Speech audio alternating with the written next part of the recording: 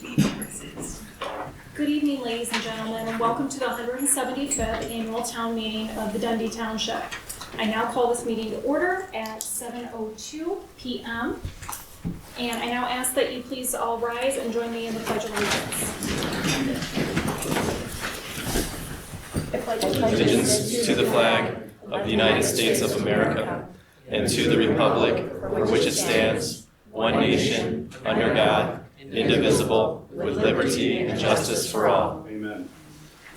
I'm going to proceed with reading the notice of the annual town meeting.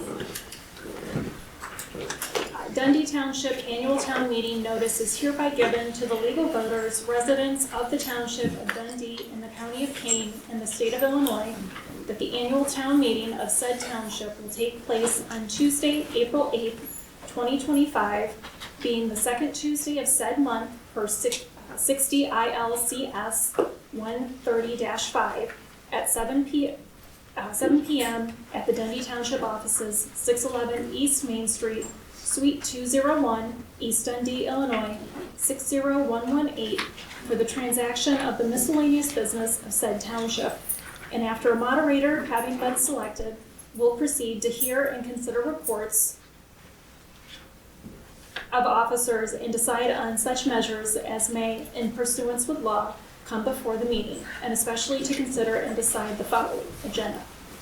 Call to order and pledge of allegiance, reading of public notice, registration of qualified township electors, announce number of electors present and able to vote, electors nominate and elect moderator, oath of moderator, presentation of the supervisor's annual financial statements, approval of the supervisor's annual financial statements, certification of accounts, consideration of a resolution opposing township consolidation, approval of minutes from April 2024 annual town meeting, elected officials reports, announcement of next annual town meeting, set time of next annual town meeting, comments, questions, adjournment, signed and dated this 20th date of March 2025, Autumn Shepherd, Dundee Township Clerk, published in the Daily Herald, March 21st, 2025. The clerk is charged with counting and qualifying the number of township electors through a head count of the attendees registered vote in Dundee Township in attendance at this meeting. How many do we have? 30. We have 30. Next, the clerk is charged with asking the electors of Dundee Township to elect a moderator who will be responsible for overseeing the rest of the meeting. As such, I ask for nominations for a moderator. Mark? Madam Clerk, I'd like to place the nomination Elector Jarrett Sanchez to be moderator for the 175th Annual Town Meeting. Do we have a second? Okay.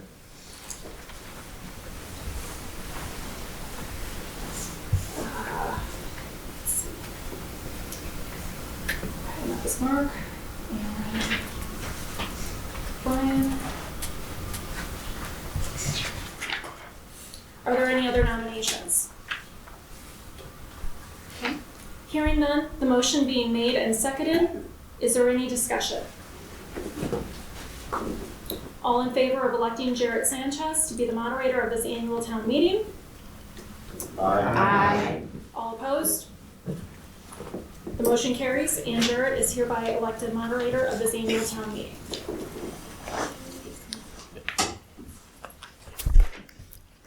Raise your right hand. Oops, wrong one.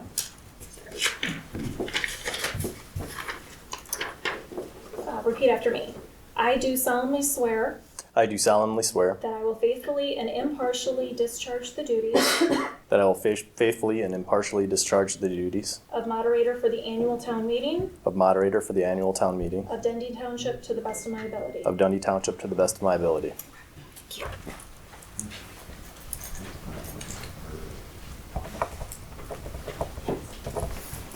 You can sign up for this.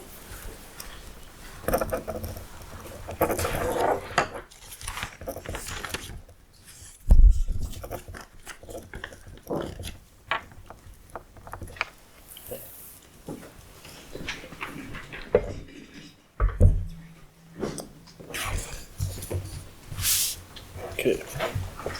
All right, next item on the agenda is presentation of the supervisor's annual financial statements. Madam Clerk, the supervisor's annual financial reports have been submitted and posted for viewing. Mr. Moderator, the supervisor's annual financial reports were submitted and posted for viewing. Okay. Now that the supervisor's annual financial statements have been presented and posted for viewing, we will move to the elector's vote to approve the supervisor's annual financial statements. Is there a motion to accept the supervisor's annual financial statements as submitted? So moved. Sue Harney. So moved by Sue Harney. Second. Second by Melissa Day. You're supposed to state your name and address. My apologies, Sue. Sue Harney, 1218 Timber Drive, Sleepy Hollow. And Melissa. Melissa Day, 500 Regan Drive, East Dundee. Okay, thank you. The motion has been made and seconded. Is there any discussion? Hearing none, all those in favor of accepting the supervisor's annual financial statements as submitted, say aye. Aye. All those opposed? Okay, it is approved. Motion carries. Next up, certification of accounts. Would a member of the Township Board of Trustees please submit the statement regarding the certification of accounts? I can do that. Okay. Just say your name, maybe stand up and say your name for the record. Ken Schaefer. Do I have to give you my address too? It doesn't say you have to, but you can if you want. Okay. I'll pass it. And then there's a paper up there that we'll all sign, but if you could just read this, that'd be great. Thank you. Okay.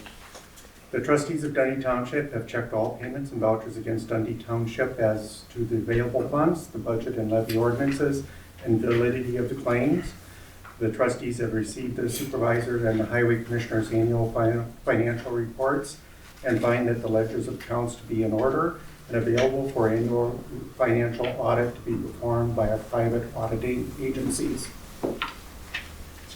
Okay. Is there a motion to accept the trustee's statement as submitted? Motion from the audience. I so moved. State your name and address, please. Brian Keeper, 17 and 415 Ridge Road, Dundee Township. Okay. Did you get that? Okay. And a second? I believe we had.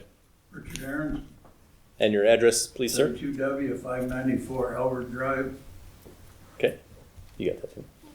Any discussion from the township? Hearing none. All those in favor of accepting the trustee statements as submitted? Aye. Aye. All those opposed? Okay, they are accepted. Next up, motion to approve the minutes of the last annual town meeting, April 11th, 2024. The Deputy Clerk, would you please submit the minutes of the 174th annual town meeting? Or not Deputy Clerk, I'm sorry, Madam Clerk. This is the old script, I keep thinking. Mr. Moderator, the minutes of the 174th annual town meeting are hereby submitted to the electors for approval. Are there any additions or corrections to the minutes? This would come from the audience if anyone has anything. Okay. Hearing none, the minutes as presented, all those in favor say aye. Aye.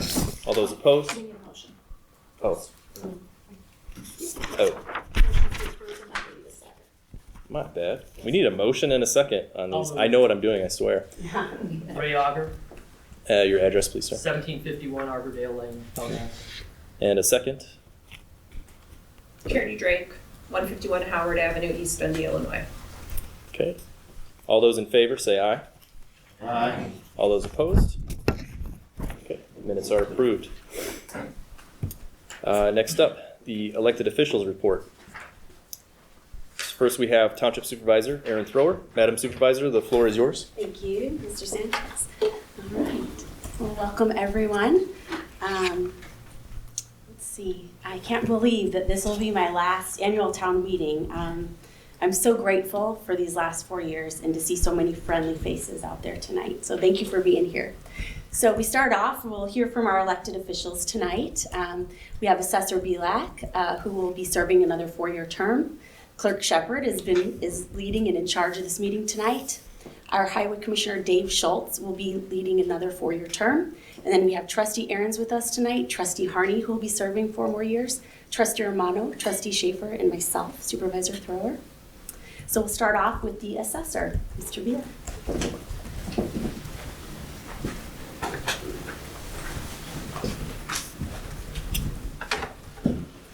Good evening. My name is Mike Bielak. I'm the Dundee Township Assessor. I've been the assessor since 2010. God willing, I will be the assessor through 2030 with good health. At this age, I start thinking of those things. I've just been reelected, and thank you for your votes.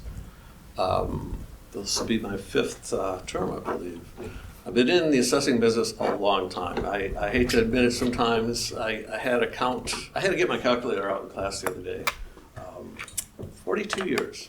That's a long time. I started in my early 20s measuring houses in the town I grew up in. So I've been through all phases of property tax assessing, and I won't go into details, but I've been in it for a while. So you're in good hands with me, and I think the public knows that, and we'll continue. And my staff knows that too, and I partake and give as much as I can to my staff too. And speaking of staff, I have Deidre Wasilek here. She's one of my deputy assessors.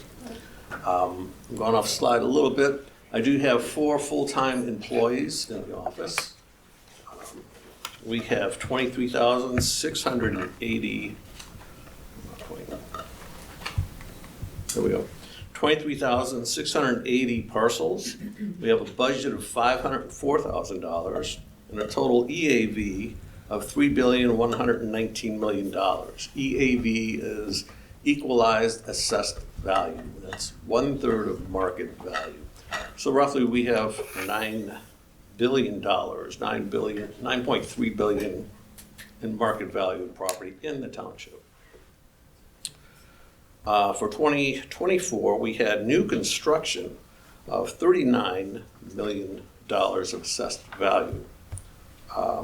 That's quite a bit of value. That was, I believe, almost half of all the new construction of commercial industrial properties in the county for 2024, and that's 2 years running. We had an astounding amount. You could see all those big warehouses around the road, all that stuff, those big, some of them are empty now, and they've been empty for a while. I'm getting a little concerned.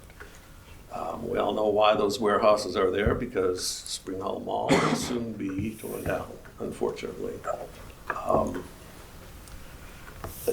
My background, that's part of the reason I'm here. I used to work in Houston, Texas in property tax, and I got on board with Sears Roebuck down the road at Hoffman Estates. I was a property tax manager, a national property tax manager. And I got in right as Amazon started to ramp up, and so they had to trim some staff at Sears, and I was one of those unfortunate ones. But it's just sad to see in my life, and I'm sure some of yours too. It was part of our upbringing, part of our Christmases, the Sears catalog, all that stuff. Sears started out in the catalog business, and here Amazon took them out with ordering online. It's quite amazing. But they're tearing down the Hoffman Estates campus and Spring Hill Mall, so it's kind of sad for me personally. I'm sure for some of you too. The side note, I apologize. Let me go back. I think one more. I think you all know we have to assess property as of January 1st of every year. We establish market value, and we do that using 3 years of market sales. And we trend those sales based on the state ratio studies and so forth with the movement of the market. That's good, sometimes bad, other times. Right now it's good. We're using 3 years of sales because the sales are behind us. So we're slowly catching up to what the properties are worth, but there'll be a leveling off. Hopefully not a downturn, so we'll see what the future holds for us. We estimate the market value, like again, 100% of market value, and then we assess it or apply a factor of 33 1/3%. I wish we didn't. I wish we'd just send out a number, this is what your house is worth, and not apply factors. It's worse in Cook County. They apply a factor of like 10% on residential. But another point I want to make, the township assessors assess the property. We estimate what the market value is worth. I know I've heard from elected officials in this room that they thought the county established the market value. No, they don't. It's the assessing offices in the townships throughout the county, throughout the state, except for Cook County.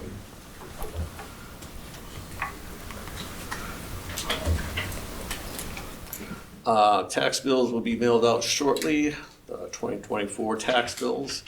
The first installment's due June 3rd, second installment September 3rd. Exemptions, general homestead exemption, most people are getting in this room probably $8,000. Senior citizen homestead exemption did get bumped up to $8,000 also. Where do king taxes come from? 75% of the taxes come from residential, come from us, property owners, homeowners. The rest come from commercial and industrial. And where taxes go, 68% go to the schools. Cities, 10%, other 16%. It's only about 3.7% to the county. Fire shows 3.6, but I know different. My fire district's a whole lot more than that. A whole lot more than that, I'm surprised. Township, though, is only 2.5%, and that's us. And why everybody keeps picking on township, to get rid of township government, we're only 2.5%. We have very core functions. Without the assessor's department, you wouldn't have tax bills, you wouldn't have, I don't know, it starts with us practically. So that's why we're here, that's for sure. 2025, the appeal deadline is always 30 days after publication. The publication should be around the 1st of July, and the appeal deadline somewhere in August. What that really means is once we publish, you have 30 days in which you can talk with the assessor and try, if you disagree with your assessment, or you can just call us anyways, but if you disagree with your assessment, you can call us up and we'll try and look at the numbers with you, try and find some comparables, and if possible, or if needed, we can make an adjustment. If we can't come to an agreement, you can appeal to the Kane County Board of Review. And once again, we'll still have another time window in which we could possibly make some adjustments. You can also subscribe to receive the Kane County Assessment newsletter. If you go to Kane County website and look at kanecountyil.gov, scroll over to subscribe. You can subscribe to Mark Armstrong's newsletter. He's the supervisor of assessments. And they will email you when the publication date is for our township, which would also indicate what the 30-day window is. With that, I'm going to end right there. Does anybody have any questions? Great. Next up, we have the Highway Commissioner, Mr. Dave Schultz. That's me. I'm the Highway Commissioner for Dundee Township. The road district isn't as exciting as the assessor's office, so I don't have too many numbers. We have 55 lane miles of roads and right-of-way that we take care of. I've got a great crew. I've got 3 full-time road crew employees, and I have a mechanic that doubles as the road crew. When the road crew needs the extra man, he works with them. I've got a admin, helps in the office. We try to do, we really want to do about 3 miles a year of paving. Last few years we've been laying back a little bit because we're trying to establish a fund for a big project that we have coming up.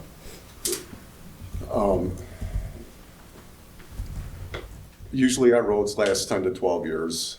I noticed that a lot of the roads are not lasting that long anymore because we have a lot of garbage trucks now.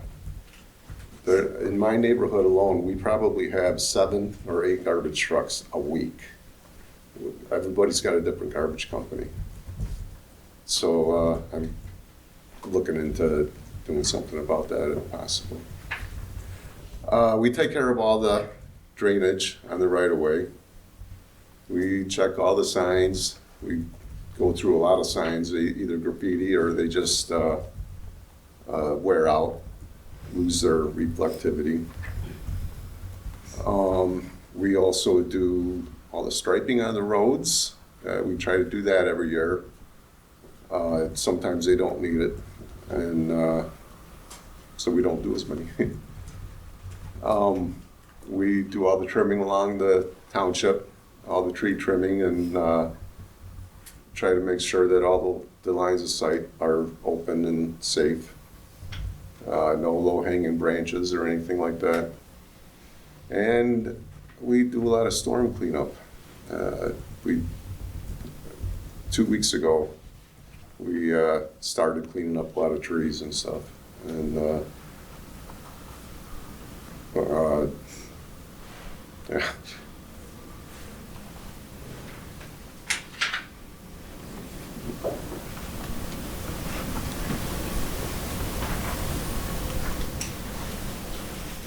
That's it.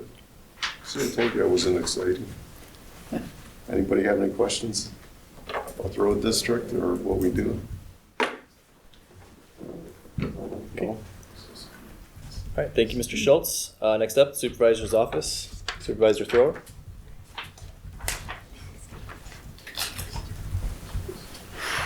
All right.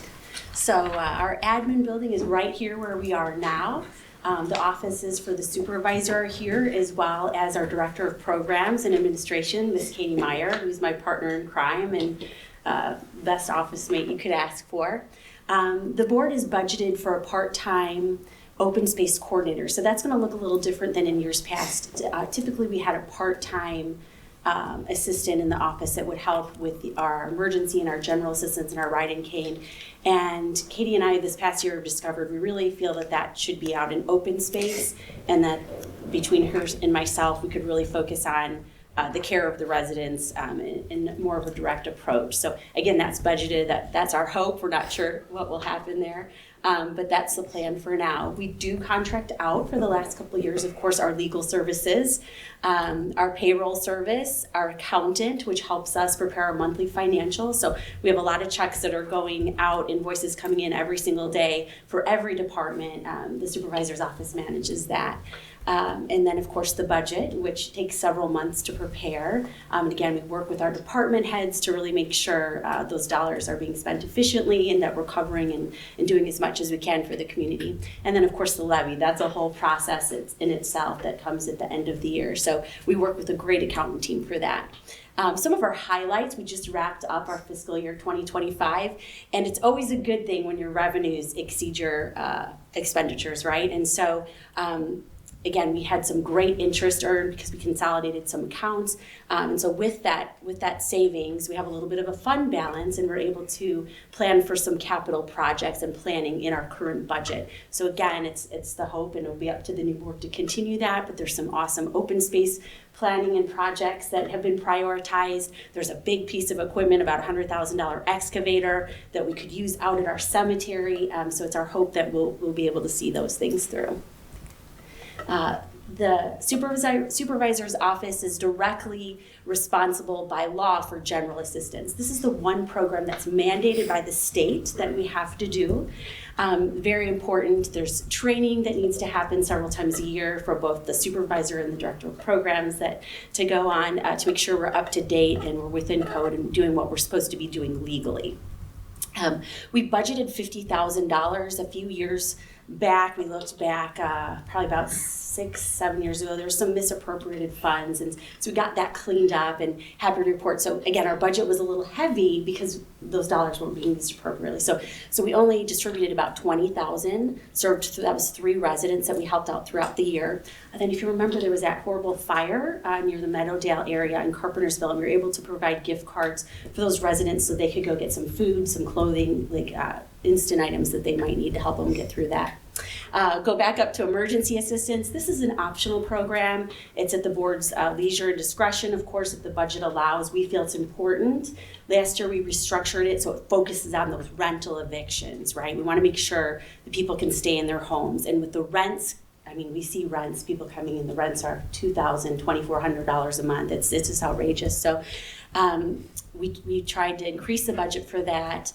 We budgeted $20,000. We actually distributed a little more than that. Again, we had some money in general emergency assistance we could bring over to help with that. But you can see every community, Carpentersville, West Dundee, East Dundee, every community in the township is affected by the emergency assistance. And I don't see that changing, unless there's a crash in the housing market and the rents come down. But rents are very high here. And then Ride and Cane. This is a program that it got 3 times more expensive in the last 2 years, right? So we used to budget about $50,000. Now we're over $110,000 going up. And there's different reasons for that. Some of that's labor related, just the cost of the program. But we feel it's important. This helps our residents with disabilities and also our seniors get to important appointments and medical and jobs. And so our mental health board is able to step in and they've approved some funding. So we're working with our mental health board to help kind of ease that budget gap. So again, Ride and Cane, very important. I'm going to talk about our cemetery. We do have a cemetery manager that couldn't be with us, Mark Raycow, who's a legend in this community. We're so lucky to have him in his staff. So we have a full-time manager, full-time foreman, and 2 maintenance workers. And then, of course, we bring in, during growing season, we have a lot of grass to cut and a lot of trimming to do out at our cemetery. So we do bring in seasonal staff for that. We've got 9 acres out of the West Cemetery. That's on 31, kind of across from the Olive Garden. And then you've got our East Cemetery is 48 acres. So we have 1,700 plots currently available, but we can take up to 15,000 more. So you can see this is an active cemetery that's going to be with us for years. And this is the one concern to really think about in the future, because guess what? You're going to need more staff, right? The more things you have to cut around and the more land that there is to landscape, that's a department that's going to keep growing. So that's going to be a challenge in the future, but for now we're doing well. Our Columbaria garden, we've got 22 niches. This is kind of the big cement, for cremations. That's kind of near the front of the cemetery out over there in 25.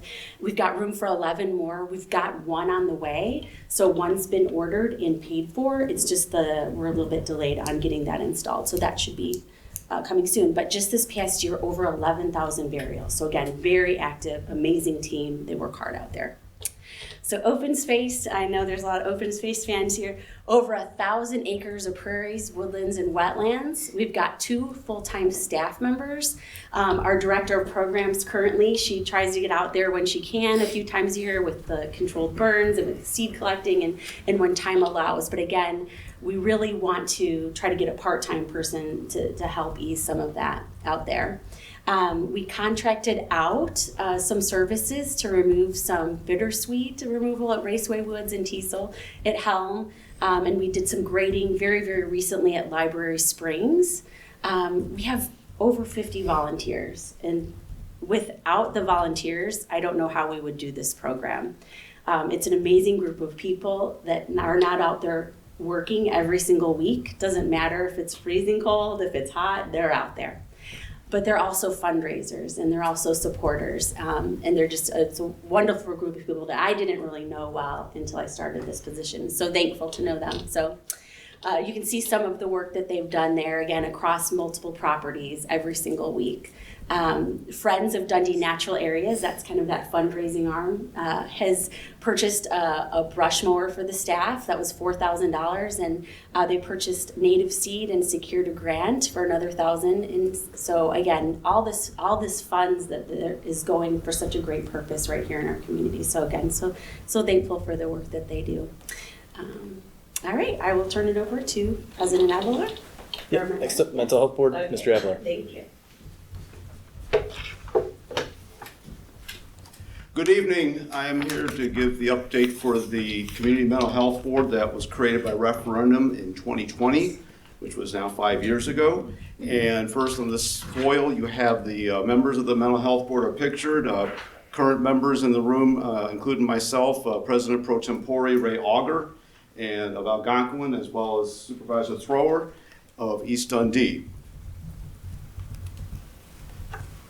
Okay, put an animation, thank you. Look back the past year, one of the areas we've done, that was definitely one of our goals in our one-year plan that ended on February the 28th, is improving communications with the public. We created a Facebook page, which our administrative coordinator, Jared Sanchez, updates frequently. And behind the scenes, we also created a communication policy. And that is because, given how social media can be and how some changes in laws, particularly the anti-doxing law, we felt we needed to back it up with policy, in addition to just placing information on Facebook, which we have done. About a year ago this month, we began hosting quarterly community roundtables with the community as far as the agencies, law enforcement, and the churches, and basically as many stakeholders as we can bring together on a regular basis to discuss with them, and more importantly, to listen to them. What's on their mind? What are we hearing from the agencies? And something I learned early on is that these agencies don't necessarily talk to each other. Well, we've given them a forum to discuss things. We've had village presidents also attend, and certainly we've had some additional police chiefs start, and we've had very constructive and positive inputs from the community in order to bring into policy that the Mental Health Board can pursue. In addition, we have completed our first grant cycle. We started it in July of 2023, and it ended in September of last year. And according to the metrics we received from the agencies, over 900 township residents have been helped, whether it's through psychiatric treatment, whether it's through whatever program that the respective agencies are running. We receive the numbers. We always protect patient privacy, and those reports come in either quarterly or in some cases monthly, and we try to drill down a little further than just a master report. We've asked our agencies, we'd like to see at least the zip code. Where in the township are we seeing patients of the township using the services? And it might give us a prediction of trends that we can address proactively. Towards the end of the fiscal year, we kicked off the second grant cycle. We moved the calendar to calendar year 2025, and we've awarded 7 agencies a little under $345,000. And there are 8 different programs that range from counseling services to community education. We onboarded some new agencies this year, most notably NISRA out of the Dundee Township Park District. And with the members of the Mental Health Board, as we engage with the community, it's interesting how we found NISRA, because participated in the McHenry County Mental Health Board's open house. That's our neighboring health board to the Mental Health Board to the north, and they're a countywide. And through that networking, that's where we learned about NISRA. And then as soon as we got back, Jared followed up, and they knew that we had grants to give out for township residents, and we did award NISRA a grant as well. As Supervisor Thrower brought up, we are supporting Ride and Cane. We budgeted out $30,000, and we have begun paying for eligible rides, and this has to be under the scope of mental health, which is rides for mental health services, substance use, or individual development disabilities. So as long as it meets that purview, the Mental Health Board can fund it, as the statute is set up that that's what we address. And we are pursuing other programming. Some of this will become more clear as we get into our one-year plan, which is scheduled to be approved this Thursday night at our monthly meeting. Our financials, and all of this is also available in greater detail on the annual report. We published our fiscal year 25 annual report, and it is now on the website. So if you go out to dundeetownship.org/708_board, and you'll see at the bottom there fiscal year 25. But very high level, the budget for fiscal 25, we had a $500,000 levy, and the amount we awarded to programs of that amount was $344,900. Now, because the fiscal year and the calendar year are on a split calendar, our actual spend at the end of fiscal 25, which was February 28th, is a little under $181,000. And we have a fund balance, and this combines fiscal 24 and fiscal 25, of a total of just under $652,000. As I pointed out, the grant year was shifted to start of calendar year to allow time for grant program updates. And in addition to that, our fund balance does remain high, but based on the analytics done by our staff, mainly Coordinator Sanchez, we anticipate that's going to be spent down over the next 12 to 18 months. And that's just basically the growth. And this is something that we discussed at a recent meeting to where this is a comparable challenge for other mental health boards, even larger mental health boards. I brought up Will County. They were created by referendum at the end of 2022. And their first levy was for $10 million, where they could have taken $18 million. And last year, their second levy, they cut it back by 20% because they had not yet launched their grant program. They will be awarding their first grants at the end of this month, and it's definitely exciting for them. But certainly, we're not alone when it comes to, at startup, having a relatively high fund balance, but that's going to be spent down over time. The board will continue to monitor each year for funding needs, and we will adjust accordingly. How the process works is the mental health board will recommend a levy amount, and prior to that levy amount going to the to 2025 levy, we will also be launching our 2026 grant program. We will be asking for applications, and as applications grow, and additionally other programs we're trying to launch, like a police social worker program, that will help us determine what we need going into the levy, and then we will make our recommendation to the township board. Of course, it's going to be the incoming township board, and then the township board will decide, based on the recommendation, what will be the appropriate mental health levy amount. But something that's different about mental health boards opposed to the other components of the township is the mental health board levies are no longer restricted to the property tax extension limitation law, or PTIL, or commonly known as the tax cap. This allows our elected board to have greater flexibility, so if we need to find ourselves growing the levy by 20% under the tax cap, you couldn't do that. But now we can, and that was an implementation of the law that went into effect last year when the governor signed the latest changes to the Community Mental Health Act. That is the law that governs community mental health boards, whether it's at the township level, the county, or municipal level.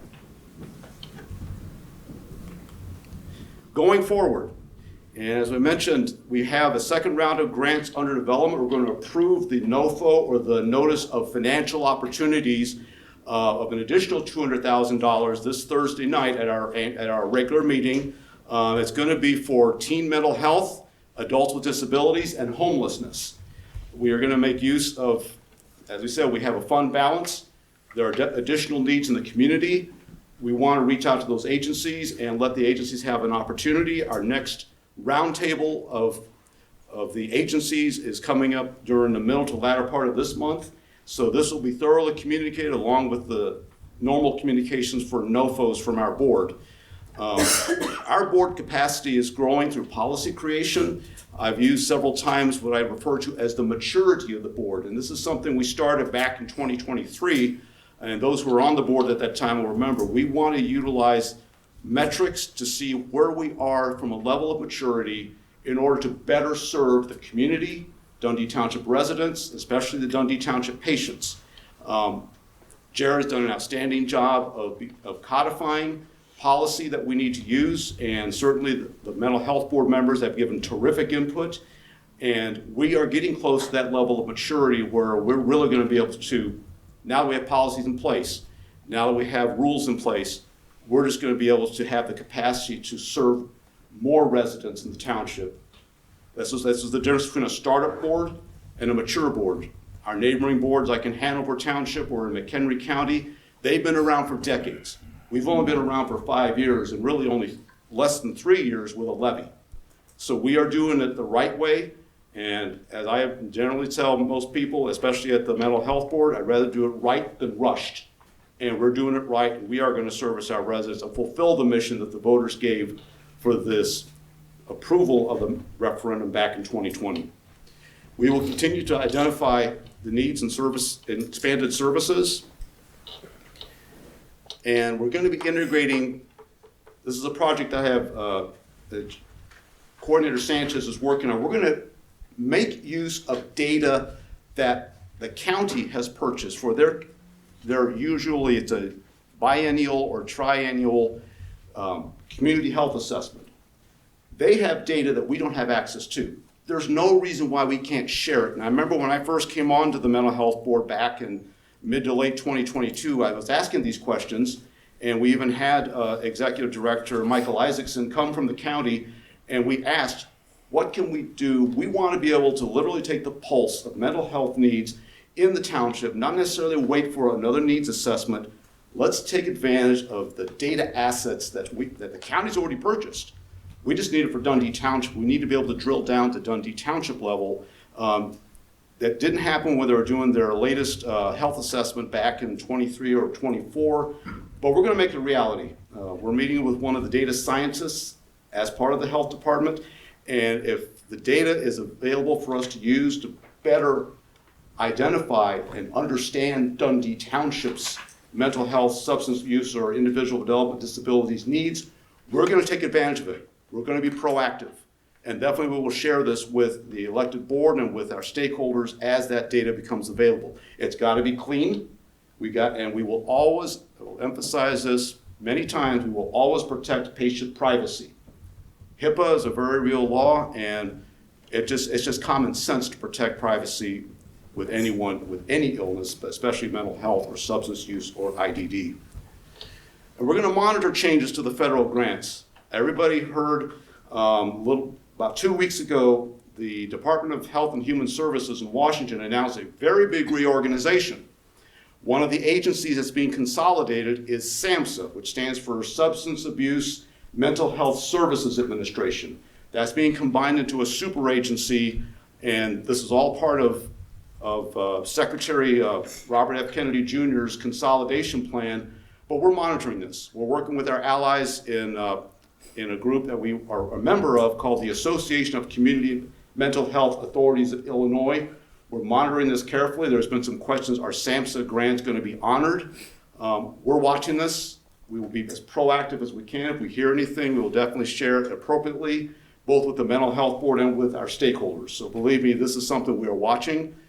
We know there's a lot of unsettling developments coming out of Washington, but we are going to keep an eye on it. We're going to monitor it, and we're going to monitor state law changes too. We've certainly seen the results of the Generally Accepted Standards for Behavioral Health Act of 2021, when mandates mental health insurance coverage and substance abuse coverage for all Illinois-based health insurance plans.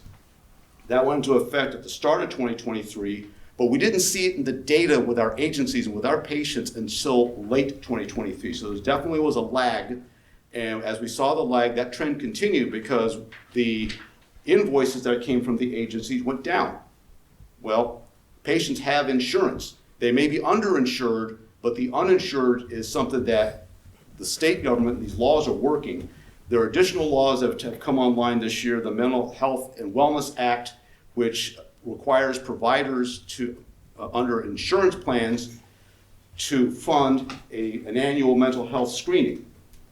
That's also available too, and certainly through our communications tools, through our website and Facebook page, and we're going to work with the county on this. We want to get that word out because a lot of people probably don't know that. Now we're going to need to inform the public to say, you have another way to have mental health coverage. Just like you have a physical exam covered by insurance, now you have a mental health and wellness screening covered by insurance. So we're watching all these changes, not just with the Community Mental Health Act, but with other laws.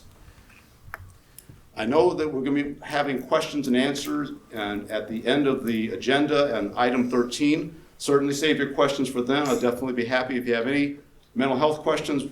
I'll be here, and certainly Mr. Sanchez is here as well. Thank you all very much. Thank you, Mr. Avalar. All right, so we'll just wrap up the elected part real quick here. Just some township projects that have been recent since we met at the last annual town. We had a website redesign. We started filming and sharing our meeting videos online. I think they look pretty good. We're filming the one tonight, so you'll all be in that.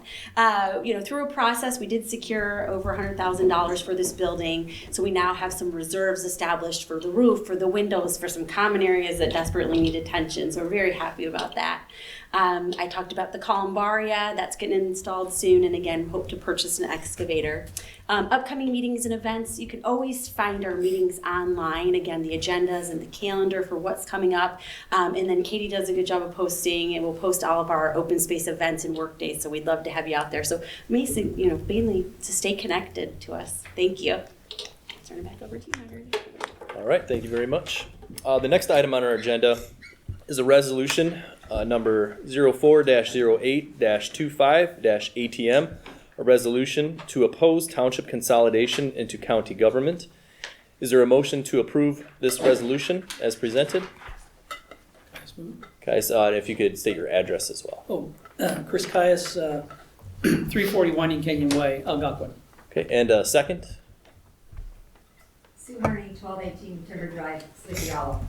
Okay, just a quick summary of this. There is talk in Springfield to allow county government to consolidate township government essentially into themselves. And I know there's talk in Springfield about what that would actually look like, and I'm not sure the latest. Supervisor Thrower, did you want to provide a summary or just leave it?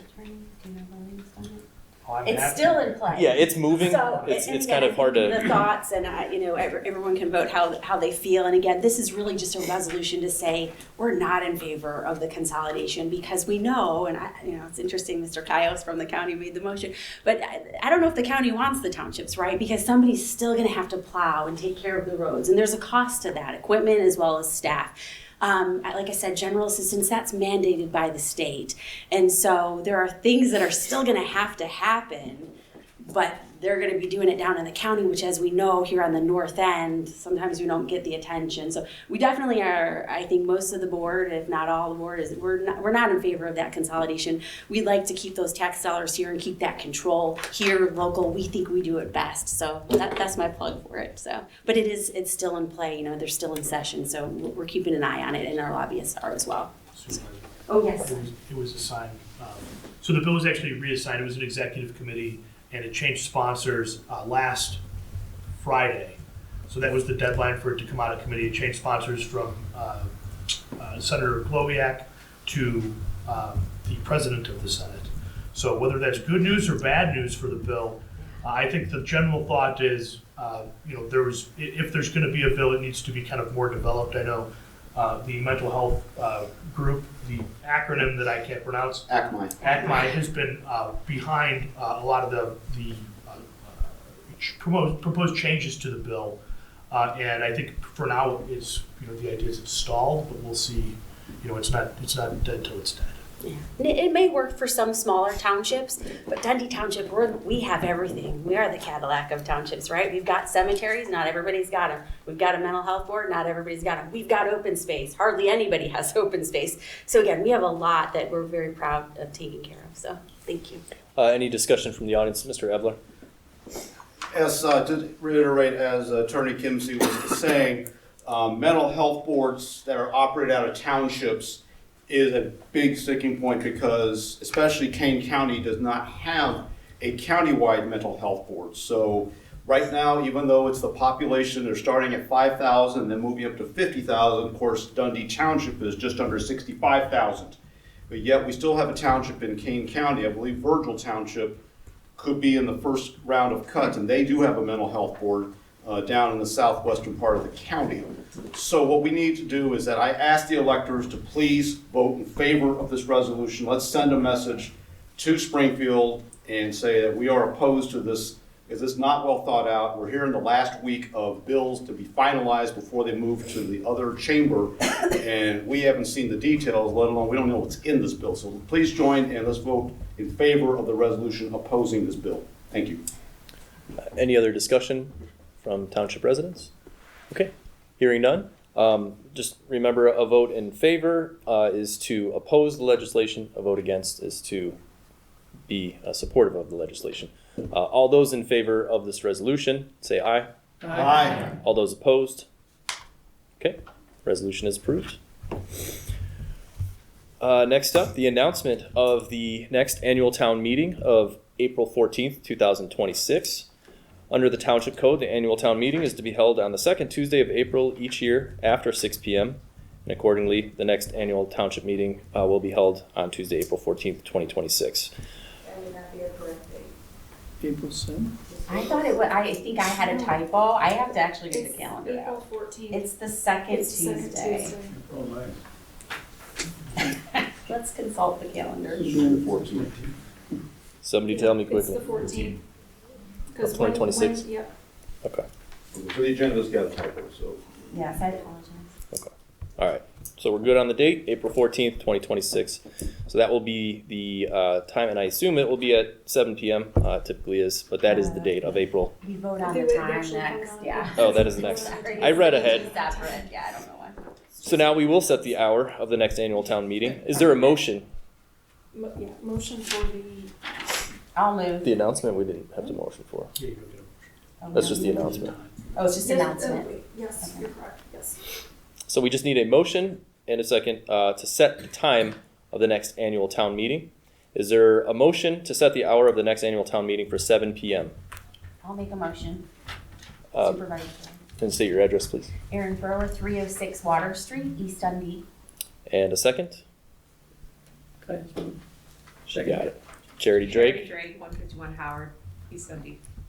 Okay. Any discussion on this? Hearing none. All those in favor say aye. Aye. All those opposed? Motion carries. All right. Public comment. The next item on the agenda is public comment. This is the portion of the meeting. What's that? Oh, sorry. Where any elector who wishes to speak may do so.